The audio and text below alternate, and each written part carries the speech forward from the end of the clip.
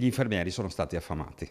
Lapidario Andrea Gregori, segretario provinciale del Nursind di Vicenza. Il riferimento è ai buoni pasto, anzi alla mancata erogazione dei buoni pasto per gli infermieri coinvolti dai turni notturni e festivi. Il sindacato ha depositato causa al Tribunale di Vicenza a fine luglio, chiedendo gli arretrati degli ultimi 5 anni per 5 infermieri per un valore di 1.600 euro a testa, che significa 8.000 euro totali. È arrivato a una sentenza di Cassazione per un'altra ULSS italiana e quindi noi abbiamo pensato bene, ancora un mese e mezzo fa, di presentare un ricorso al Tribunale di Vicenza perché riteniamo che sia un diritto esigibile e la Cassazione ha effettivamente detto che questo diritto è perfettamente esigibile da parte del personale turnista.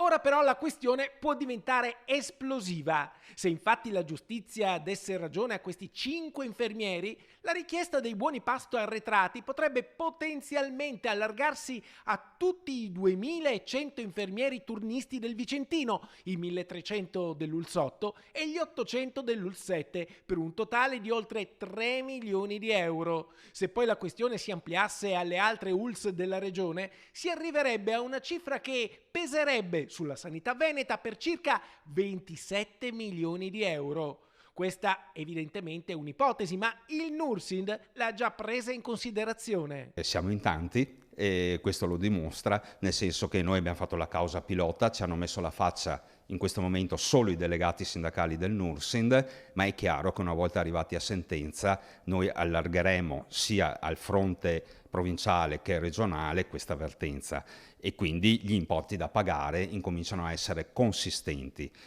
Gli importi diventerebbero consistenti. Per questo il Nursind chiede alle ULSS coinvolte in questo momento di arrivare a un accordo. Diciamo che la sanità pubblica è ovviamente finanziata dai soldi dei contribuenti e per sostenere una causa in giudizio e resistere in giudizio fino al terzo grado bisogna utilizzare proprio i soldi dei contribuenti. Quindi noi consigliamo alle ULSS di fare una proposta transattiva e di spendere meglio quei soldi in favore dei cittadini.